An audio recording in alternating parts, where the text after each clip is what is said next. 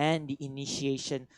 Team Gosu seems like in a prime position to try to get game 2, but Ddnex, they have their core heroes. They have Ikasa's Gushin. It's all coming down to this second game. This is a fair 5 versus 5 fair fight off. But again, it's all coming down to this play. Can Ddnex, just forgo game 1? If you want to be a professional player, you have to forgo whatever is from the past and focus on the present here. So I think Team Ddnex might take this second game.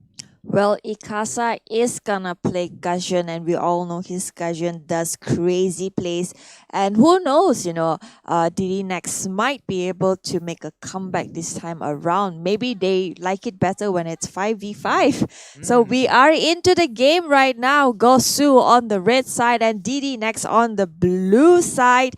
Full man matchup this time around. Yep, it will be a full 5 members in this team here.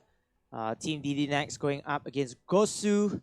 Looks like it's going to be the early stages of the game, going in for their lane rotation, getting the level 4 instantly. And oh wait, I forgot. Team Ddnex versus Team Gosu. Grand Finals, best of 5. Game 2. As we go back here into the commentary here, ladies and gentlemen. I have to keep my voice on check. But you can see that Team Gosu right now, they are going in for the standard rotation. I felt like they should be a little bit more aggressive since they do have the Lolita to block any projectiles from Ddnex. And they have the confidence to go in for the jungle invasion. But then they were going to stick to their standard play.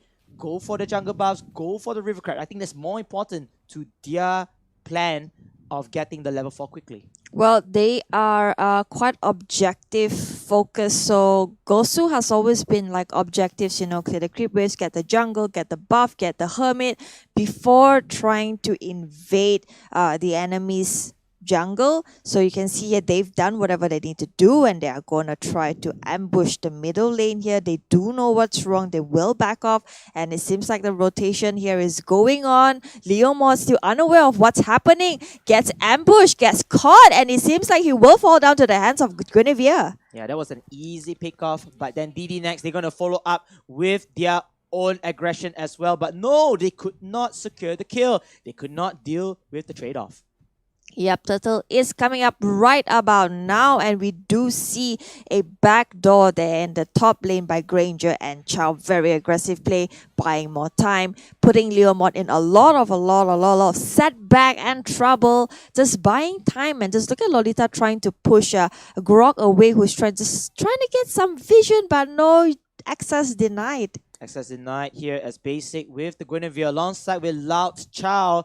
They will try to hover across the jungle control onto the side of Ddnex, hoping to catch any solo players in their respective lanes. Basic though, he's very aggressive though on that side, as Gushin from Ikasa will punish him for that aggressive play. Meanwhile, K in a lot of trouble here. Sorry, that was Gushin, but in a K skin will get annihilated, and that will be the trade-off. That was a nice out by Lolita right there. I think he wanted to run away, back off, but Chow was like, no, we're gonna fight Leomord. We're gonna pick Leomord now. Granger is in the picture as well, and it seems like they might get punished, but he will back off just for now as recruit Grog and Gushin is already back on the map. Tarisla, not much action from him just yet. Guinevere, after the severe mistake, does go back into the jungle to get some farm from the setback that she faced earlier.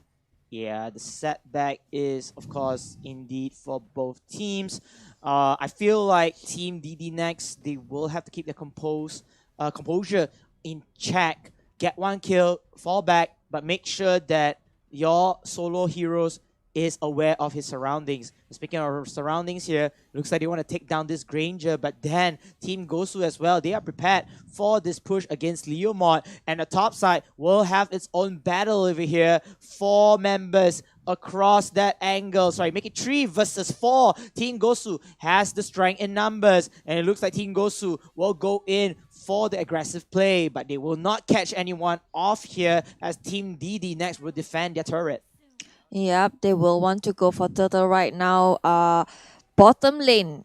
Oh, look at Carry. that. The way of the dragon. Watch cha cha chow down to the throat of Leomord as Guinevere will finish him up. They will take turtle. It feels like, wherever turtle is at, that's where you will see the teams. That's how the map rotation is gonna be. And we do have some contest right here. Grog in a lot of Oh, trouble, manages to run away, but they will reset the turtle. they will reset the turtle though. Gosu though, they are down a lot of HP. Terisla has to bail out, but they still have the confidence to take this turtle. I think they do have Retribution already in check as Team Ddnex looking forward to steal this. They need all their members to come in. Oh, nice steal from Ikasa as Leomord follows it up with the kill. Team Gosu in a hot soup here. They will suffer one casualty, including that turtle. Well, that was a mistake by Gosu right there. They should have just backed off, knowing that Gajan is just around the corner. They shouldn't have done that, knowing, Tarisla had to go back to base. And Terisla here, 1-on-2. Very, very strong, but he's going to get punched down. Team Gosu will suffer another casualty onto Henry. Ddnex, it seems like the previous loss did not break their morality, and they will try to go for many, many kills. They want to stand up after that first match loss. Yeah, but it is waiting at the corner, wants to catch Ikasa but fails to do so.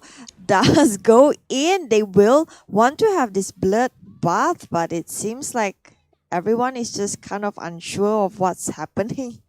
Yeah, everybody is just so phased at the positioning, the initiation. There's no follow up there, so both teams don't want to take the risk of blindly just fighting through the skirmishes.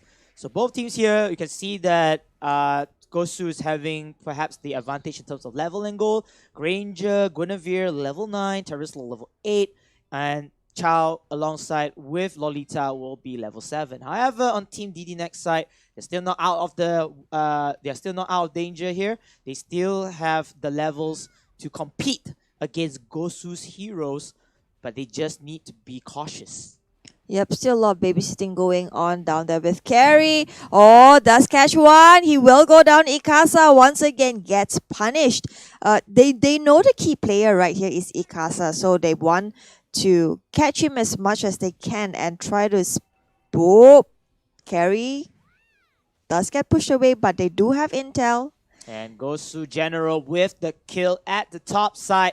The turtle will be taken from the side of Gosu. Will be contested as well. Overlane has to be very, very careful. Guinevere does get the turtle. Will get the turtle buff. And now she can strike into the hearts over here at the bottom lane. Y will get slain down by Guinevere. Overlane, meanwhile, will have to back away into fear. Will wait for Ikasa to come back. They will try to defend the bottom lane because it's behind enemy lines. But again, 4 members of Team Gosu just say, hello, I am here. You really want to fight with Team Gosu? As they will suffer multiple casualties at their own lane.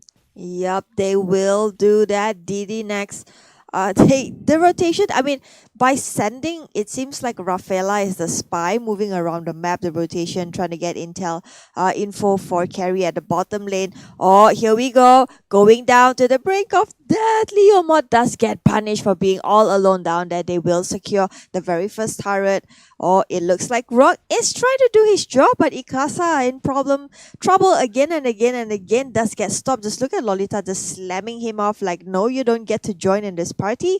You gotta stay out of it. Yeah, they have to realize that Gushen's main priority role is to come in, sweep everybody off their feet, provided if Team Gosu is very, very low in HP. Gushen is not somebody that could just fight from start to finish. He needs to be the finisher blow or the finishing blow in this case. But unfortunately, he's getting caught off guard in awkward positioning, and Team Gosu, they're just punishing left and right. Meanwhile, speaking of punishing, it looks like Team Ddnex, they want to take the fight towards Team Gosu, but Gosu still holding on strong. Henry caught in a very, very awkward situation alongside with Chow. Lao will be the first one to fall, but then General comes in with the kill, including Breeze with the Lolita and Henry to follow up. It's a 4 K on the side. Gosu make it a team wipe.